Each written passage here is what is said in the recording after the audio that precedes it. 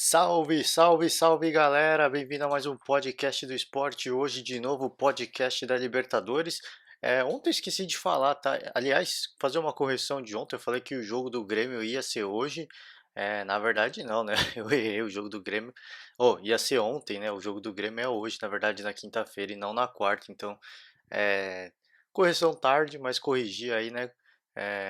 Cometi uma gafe aí. Sempre tenta se corrigir quando isso acontece. Mas ontem eu queria ter comentado também rapidinho Penharol e Fluminense pela Sul-Americana. O Fluminense, cara, ganhou de 2-1 do Penharol fora de casa. Que resultado, que bom resultado, né? Se as coisas para o Fluminense no Campeonato Brasileiro não estão acontecendo, pelo menos um bom resultado na Sul-Americana para tentar lavar a alma, né? Uma vitória que era muito esperada, vinha sendo muito trabalhado. O Fluminense é um time que cria muito todos os jogos, né? E às vezes até faz o gol, mas toma empate ou sai atrás e consegue buscar um empate. Então, vem sofrendo muito com isso, né? E a pressão, obviamente, quando as vitórias não vêm, ela só aumenta. Felizmente vem uma vitória aí num campeonato continental para dar um pouquinho mais de tranquilidade. Claro que a situação do Fluminense não é legal no Campeonato Brasileiro, um time que está brigando lá embaixo na tabela, mas fica a torcida aí para que esse resultado tenha sido um divisor de águas, né? Jogar contra o Penharol lá fora de casa, lá no Uruguai, é muito complicado, é muito difícil mesmo. O Penharol é um time muito chato, né? É um time que sempre tenta, isso é tradicionalmente, né? Não querendo todo respeito à história do Penharol, mas é um time que recentemente é, é, tem sido marcado por históricos de confusão, né? É um time que sempre tenta causar um tumulto, sempre apela para esse, de certa forma, esse tipo de antijogo, né? Para tentar minar as forças dos seus adversários e conseguir resultados jogando em casa. Não só dentro de casa, até fora de casa também. E o Fluminense pode esperar um jogo complicado na volta, que esse time aí vai começar a embaçar. Eles vão começar, tiver perdendo, o relógio vai começar a correr. Chegar da metade para o fim do segundo tempo, eles não tiverem conseguido fazer o placar que eles precisam, eles vão começar a criar encrenca. Eles vão começar a tentar cavar uma expulsão de um jogador de Fluminense. Então, é um resultado gigante para o Fluminense, mas não tem nada decidido. Esse time do Penharol, mais uma vez, nesse jogo da volta, eles vão complicar muito. Posso queimar a língua, posso estar queimando a língua e posso ser um time do Penharol com um perfil diferente, mas é o que eu falei, é histórico recente, de 2, 3, 4 anos aí, Penharol em competições internacionais, toda competição internacional, um time que causa o tumulto e a Comebol nunca pune o clube de forma exemplar.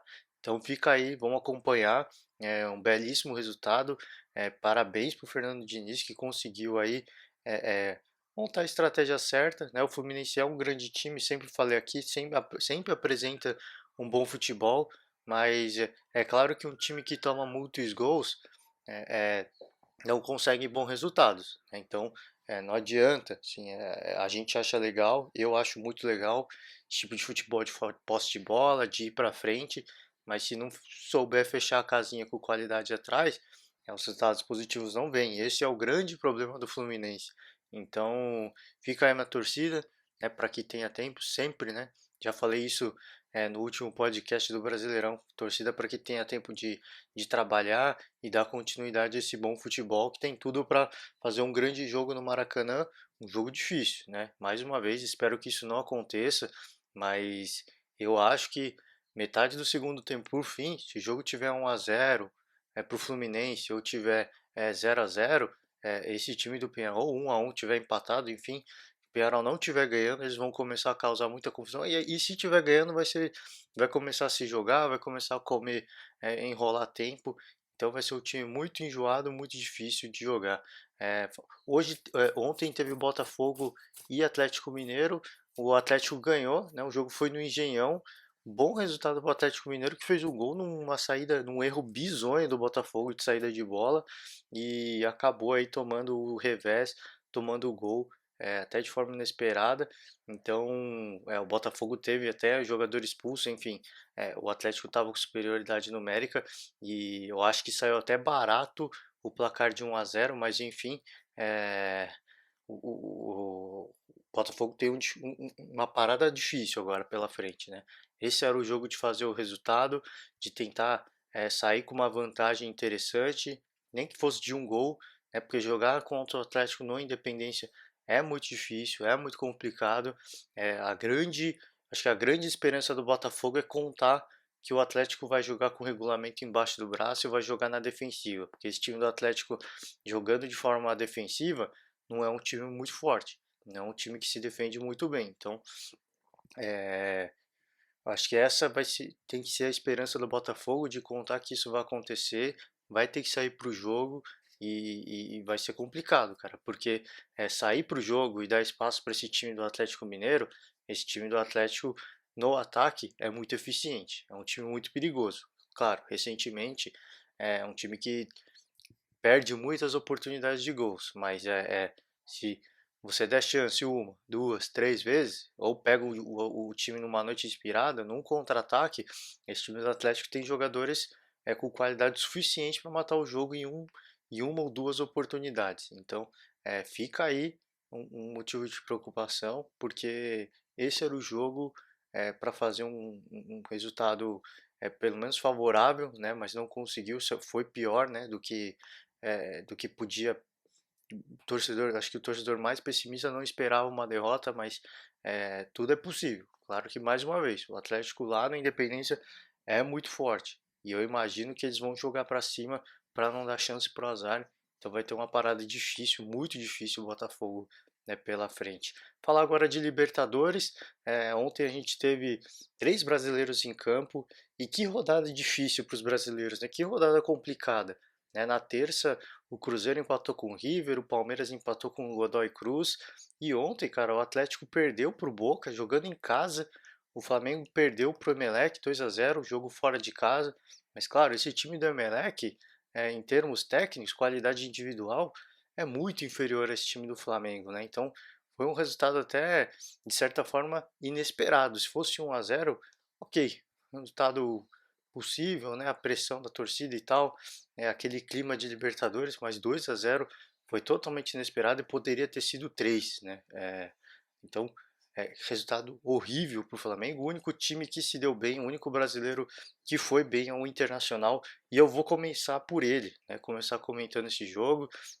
O Nacional, eu acho que o Internacional, de forma geral, foi melhor que o Nacional no jogo, né? Criou mais oportunidades, foi mais perigoso, as chances criadas pelo Inter foram melhores, na minha opinião, né? Ainda no primeiro tempo, acho que um dos primeiros lances do Internacional, o Patrick, um belíssimo chute, acabou saindo a bola, se eu não me engano, mas foi um chute muito perigoso. O Nacional teve aí suas chances, né? O Marcelo Lomba teve que fazer pelo menos uma defesa difícil, teve cobrança de falta também que passou perto, enfim, o Internacional conseguiu no finalzinho do jogo, mas no finalzinho mesmo, 89, 90 minutos, eles conseguiram aí 45, 89 eu estou falando da contagem internacional, né, no Brasil, 44, 45 do segundo tempo, o Guerreiro recebeu um passe do Wellington Silva e fez o gol da vitória, o gol importantíssimo, né? Porque na Libertadores o gol fora de casa tem um peso importante, não é que nem na Copa do Brasil. Então, que resultado do Internacional que eu falei. Talvez um grande lance de mais perigo do Nacional, jogou de forma muito consciente. Esse time do Internacional está com a confiança lá em cima, né? Eliminou o Palmeiras na Copa do Brasil, nos pênaltis, então a confiança está lá no alto, né? Um time que minto, ó, falei aqui que o Nacional teve uma grande chance, teve uma que eu acabei de lembrar aqui que o, o Moledo foi fazer um corte, fez um corte estranho, acabou sobrando para o jogador nacional, ele quase fez o gol ali, teve uma belíssima chance de fazer o gol ali, mas não conseguiu, né? Acho que pelo menos duas, três grandes chances teve o Nacional, não vou ser injusto, mas o Internacional, para mim, de uma forma geral, pelas chances que teve também, eu acho que foi um pouco melhor, e fica claro, né, que esse time do Internacional, pelo menos para esses jogos que considerados mais importantes para o Internacional, fica claro que o D'Alessandro é uma peça fundamental, porque ele desequilibra, né? O D'Alessandro, quando ele tem espaço, é impossível você marcar um jogador homem a homem o jogo todo. Então talvez você pega um time que coloca uma marcação individual no D'Alessandro, ele vai ser neutralizado, mas é impossível manter essa marcação os 90 minutos, né? Ainda mais com um time que tem o Guerreiro, que sempre chama a marcação. Inclusive, esse lance do Patrick que eu falei no começo do jogo aí, que ele teve uma grande chance, foi graças ao Guerreiro. Ele sai da área para receber a bola, ele chama a marcação e ele deixa o Patrick numa condição muito boa de finalizar.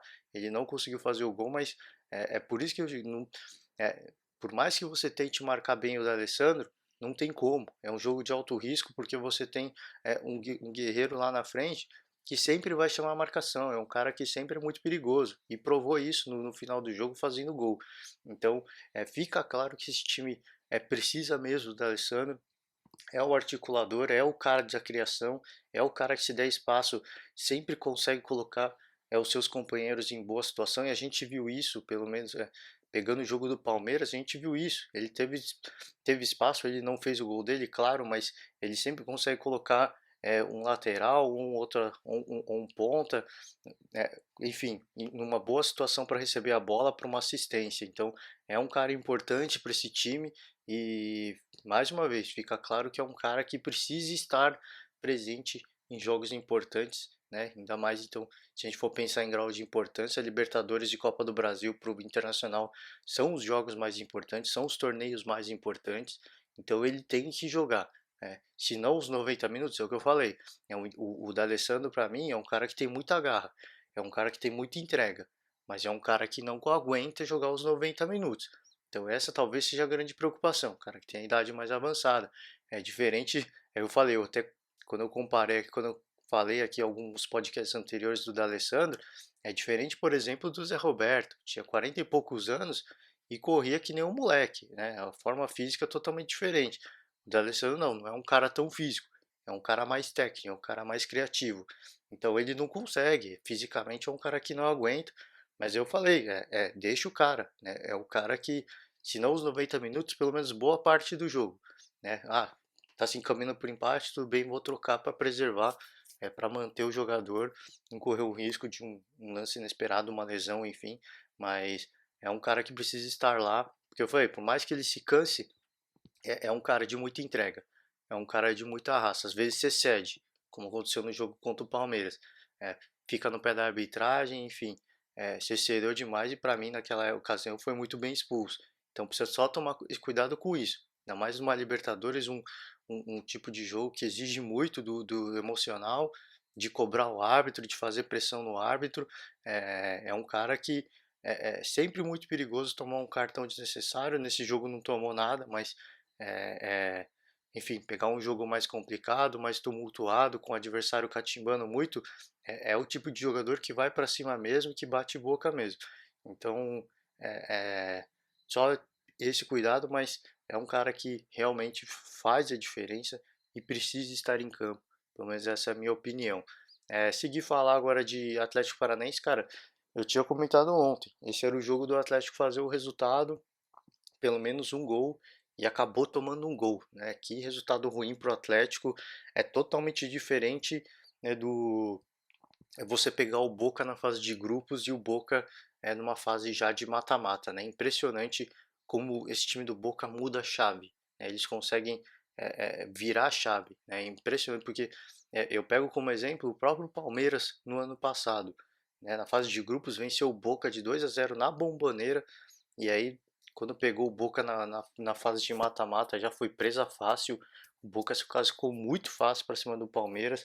E dessa vez com o Atlético aconteceu a mesma coisa, né? Jogando não na Bomboneira, mas na Arena da Baixada, o Atlético goleou o Boca, um resultado que foi surreal na época. E agora pegando o Boca mais uma vez em casa, acabou perdendo. Então, o gol saiu num lance de muita sorte do Boca, né? Muita felicidade aí do McAllister, a bola chegou a desviar, ele foi no ângulo, cara, não tinha o que fazer, o goleiro Santos, enfim, um golaço, muita falta de sorte.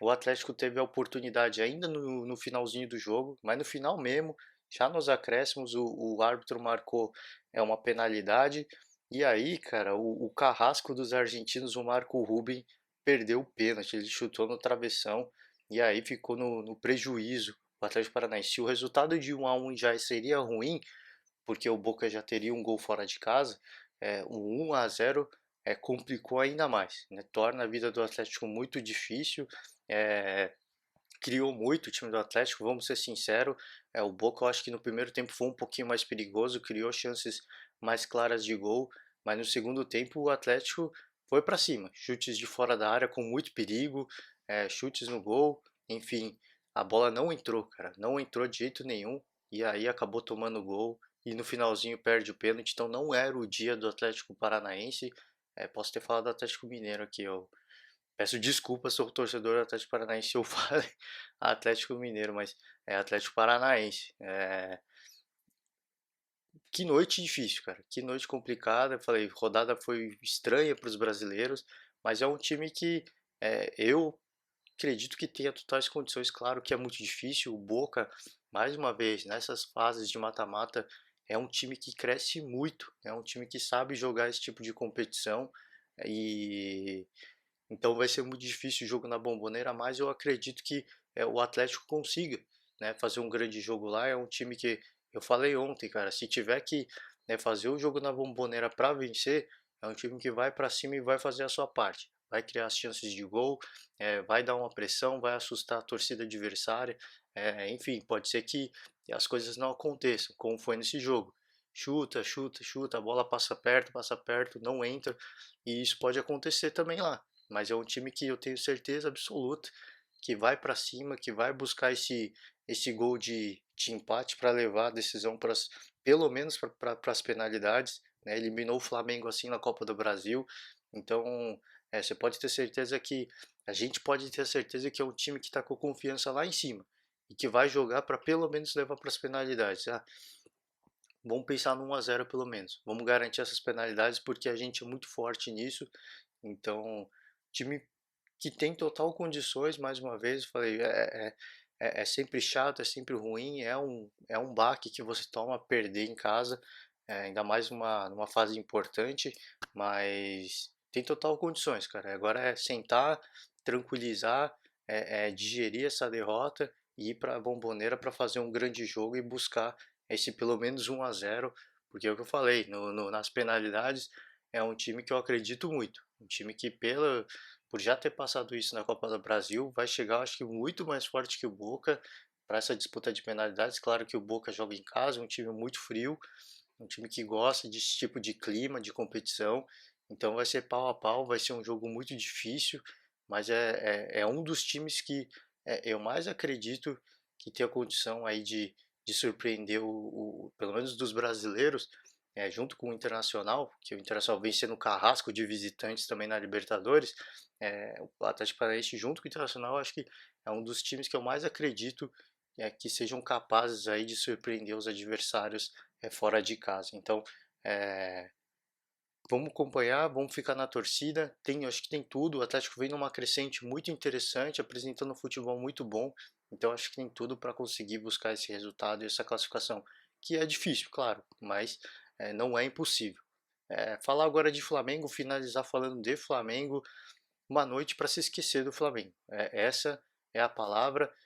Todo o respeito ao Jorge Jesus, aos fãs do Jorge Jesus, mas o Jorge Jesus deixou muito claro para todo mundo que um técnico europeu não está preparado para uma competição como é a Libertadores.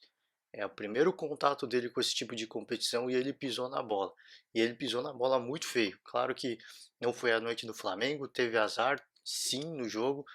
Não dá só para criticar o Jorge Jesus também, que o Flamengo foi muito infeliz em alguns lances, né? Em lances de azar mesmo, literalmente de azar.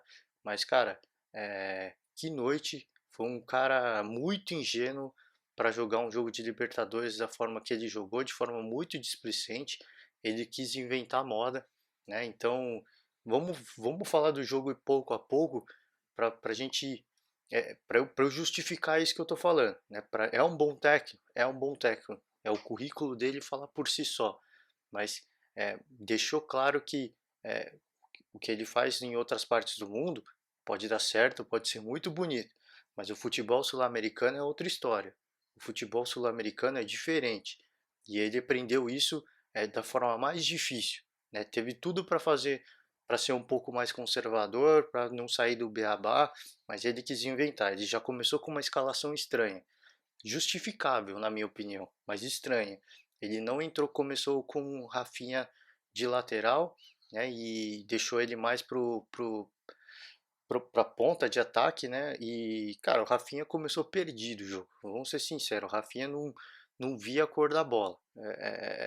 Essa é a palavra. Demorou muito para entrar no jogo.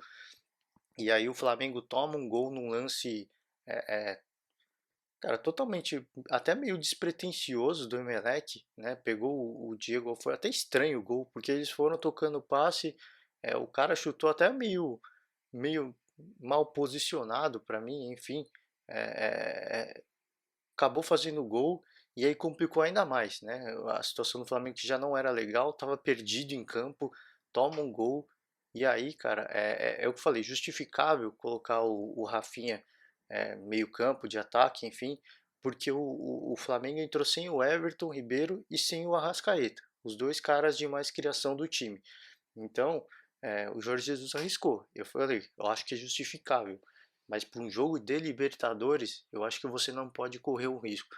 Você tem um grande lateral, um cara que, quando voltou para a posição dele no jogo, voltou a crescer muito na partida, deu uma canseira no Emelec um pouco.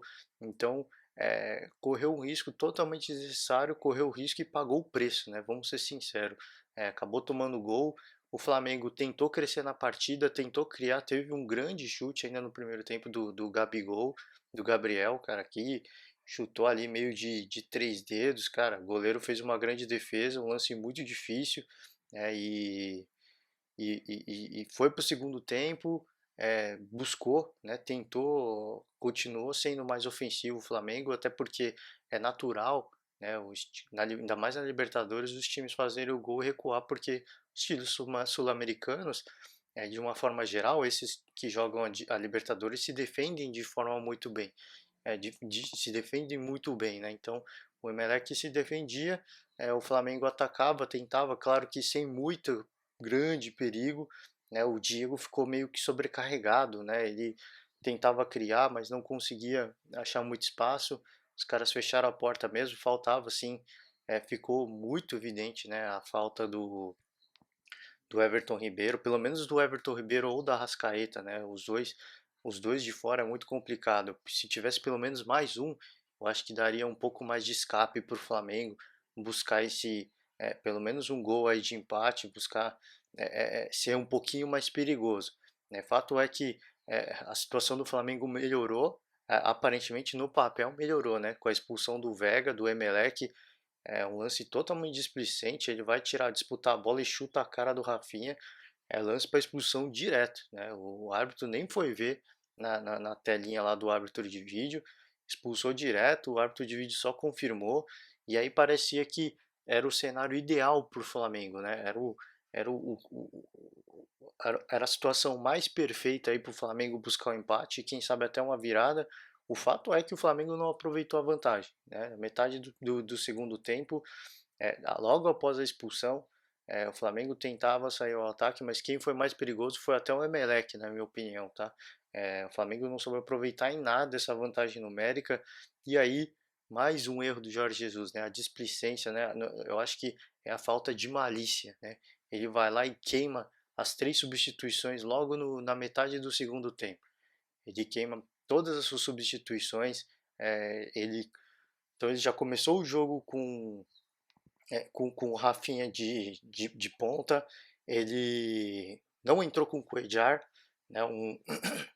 Para mim foi uma surpresa, porque assim, você já não tem o Everton Ribeiro, você já não tem a Rascaeta, você tem que entrar com o Cuellar. Eu não sei por que ele não entrou, eu não sei por que ele não vem dando moral pro Cuellar, porque era um cara que, pelo menos na era do Abel Braga, era um dos pilares desse time, era um dos caras que sempre não, mas na grande maioria dos jogos era um cara que sempre se destacava e foi pro banco com o Jorge Jesus, enfim, a gente não sabe o que acontece nos treinos, pode ser muito do reflexo do que ele vê nos treinos, mas não entrou com o Cuellar, então para mim foi um outro erro, né? Foi uma outra mais, mais um ponto aí negativo, e aí na metade do segundo tempo ele queima as três substituições e o que acontece logo em seguida sacramenta aí o fiasco do Flamengo, da noite do Flamengo. É o Diego se machucou sério no lance, teve que sair de maca e o Flamengo ficou com um jogador a menos, ficou 10-10. Então o cenário que estava bastante interessante para o Flamengo de jogar com um jogador a mais. É claro que o Emelec conseguiu se defender bem, foi até um pouco mais perigoso que o Flamengo, mas à medida que o tempo avançasse, era natural que o time cansasse, porque tem que correr mais, e o Flamengo dominasse de uma forma geral a partida e pudesse buscar o empate com muito, não digo com muito mais tranquilidade, mas com muito mais incidência, né? Então, isso não aconteceu, o Diego se machucou, teve que sair e aí não teve o que fazer. Quem montou as substituições, mais uma vez, a falta de malícia, né? Isso pode dar certo na Europa, isso pode dar certo. Acho que ele estava em algum país árabe antes de vir pro, pro Flamengo, né? Ali junto com naquele país que estava o Fábio Carilli. Agora me falhou a memória, peço desculpas, mas pode dar certo o que eu falei em qualquer outro lugar do mundo, mas não no futebol sul-americano. O futebol sul-americano é muito físico. Às vezes um ou outro lance sempre tem, às vezes um ou outro lance mais maldoso. Claro que esse do Diego eu acho que não foi um lance maldoso, mas enfim, é, a Libertadores a gente sempre vê isso, não só a Libertadores, a Sul-Americana também, né? Sempre tem um ou outro que vai num lance mais maldoso para tentar causar um tumulto, para tentar esfriar o jogo. Então ele correu um risco desnecessário, pagou o preço e logo depois da saída do Diego, o Emelec num lance totalmente despretensioso. É por isso que eu falei, tomou azar também, que teve esse lance do Diego e teve o lance do segundo gol, que foi um lance totalmente despretensioso do Caicedo. Ele ia fazer o cruzamento na área, a bola desviou no René e aí a bola acabou entrando, matou o goleiro, o Diego Alves, no contrapé. E aí sacramentou aí a derrota do Flamengo. O René teve uma grande chance, também chutou de muito longe. O goleiro do Emelec teve que fazer uma defesa difícil, mas ficou por isso mesmo, cara. Nada de muito mais. Teve um só, acho que dá para destacar um lance do Gabigol no primeiro tempo e esse lance do René no segundo tempo. Quase teve um pênalti, uma marcação de pênalti do Bruno Henrique, mas aí a arbitragem foi voltando o lance e viu que teve uma falta, uma mão na bola aí do Emelec antes ainda desse lance. Então saiu, poderia ter sido muito pior a noite do Flamengo, porque o Bruno Henrique de fato fez a falta dentro da área, cometeu o pênalti, mas antes disso teve um outro falta, então acabou salvando o Flamengo, porque poderia ter saído com 3-0 negativos, né? Então, que noite difícil, que noite para se esquecer. Eu falei, o jogo já começou errado para o Flamengo desde o começo, desde a escalação, né? Essa inocência aí do Jorge Jesus de querer fazer alguma coisa diferente num jogo que não pode inventar, cara. Libertadores você não pode inventar. Se você tiver que ser conservador, você vai ser o mais conservador possível. Cara, a gente não tem os caras de criação, vamos jogar só na defesa. Enfim, cara, vai pro jogo feio, vai pro jogo mais conservador que tiver, porque é o mais seguro. E aí, cara, agora complica muito. O jogo da volta do Flamengo não vai ter o Everton Ribeiro, muito provavelmente não vai ter o Arrascaeta, e se tiver o Arrascaeta, vai ser o Arrascaeta voltando de lesão. Ele não vai jogar bem. Não vai ter o Diego, porque a lesão do Diego foi séria. Então a situação do Flamengo é das piores possíveis, porque não tem nenhum meio-campo de criação e pelo menos dos seus principais jogadores, dos principais armadores, já não tem mais nenhum e complica muito a situação para o segundo jogo. Claro que precisa acreditar, precisa, mas isso desmoraliza muito, cara. Isso joga a moral do time muito lá embaixo, não só pelo placar que tem que reverter, mas por não ter três de seus jogadores que seriam titulares com certeza, eles não vão estar presentes e vão dificultar muito esse setor de criação do Flamengo. Claro, jogar no Maracanã é sempre muito bom, sempre dá uma vantagem a mais, dá uma confiança a mais, mas isso não aconteceu na Copa do Brasil. Então eu tenho lá minhas dúvidas se isso realmente vai ajudar o Flamengo, né? Essa ajuda da torcida, essa pressão da torcida. Então fica aí a minha preocupação, cara, de verdade. É um time muito bom, qualidade individual dos jogadores é indiscutível, mas sem Arrascaeta, sem o Everton e sem o Diego, a situação fica muito difícil. A situação do Flamengo fica muito complicada. É, vai ter que quebrar a cabeça do Jorge Jesus. Ele teve a chance de nesse jogo fazer um jogo mais seguro e agora ele vai ter que buscar um resultado complicado e vamos ver como é que ele vai sair. Agora, infelizmente, cara, é o que eu falei, às vezes você tem que fazer o jogo mais conservador possível. Agora ele vai ter que inventar mesmo. Ele vai ter que inventar alguma coisa, ele vai ter que tirar um coelho da cartola, porque o cenário é totalmente desfavorável e vai ter que fazer tirar um coelho da cartola aí para conseguir fazer os 2 gols para pelo menos tentar levar a disputa para as penalidades que se acontecer o Flamengo também não o histórico, tá? Sempre falando de histórico, o histórico mais recente é uma eliminação na Copa do Brasil. O Flamengo não é muito forte na disputa das penalidades, mas enfim, pelo menos aumenta, pelo menos tem uma chance de passar para a próxima etapa. É muito difícil, cara. É muito difícil na minha opinião. Não porque eu acho que o Emelec é um time mais forte, mas é pelo todo o contexto e tudo e os jogadores que estão fora, os jogadores que vão desfalcar o time, vão fazer muita diferença e vão pesar muito contra o Flamengo. Então, infelizmente, a situação do Flamengo é difícil. Claro que é possível, mais uma vez, eu acho que mesmo sem Diego, sem Arrascaeta, sem o Everton, é um time que é mais forte que o Emelec, tem total condições de buscar, mas a gente sabe como é que são esses jogos de Libertadores. O Emelec vai vir para esse jogo no Maracanã para enrolar o jogo. Né? O goleiro vai demorar meia hora para cobrar um tiro de meta, o, os jogadores vão demorar meia hora para cobrar um lateral, para cobrar um escanteio, vão tomar um tranquinho de nada, vão ficar chorando no chão para queimar tempo. Enfim, eles vão consumir o Flamengo mentalmente até que o time não tenha mais forças e consiga arrancar um empate aí de 0-0. Então é um time que vai é um time que vai fazer uma cera, cara, mas vai fazer uma cera daquelas clássicas de Libertadores. Então é isso que o Jorge Jesus tem que estar consciente. E eu acho que ele ainda não assimilou isso. Ele ainda não entendeu isso.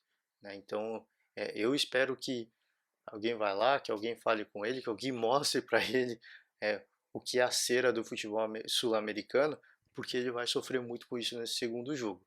E eles têm que estar preparados para isso. Claro, tranquilo, né? A gente está tranquilo, estamos eliminados, vamos fazer o nosso jogo, devagar, opa, fez um gol. Cara, estamos eliminados ainda, vamos tranquilo, vamos jogar nosso futebol, vamos fazer nossa parte.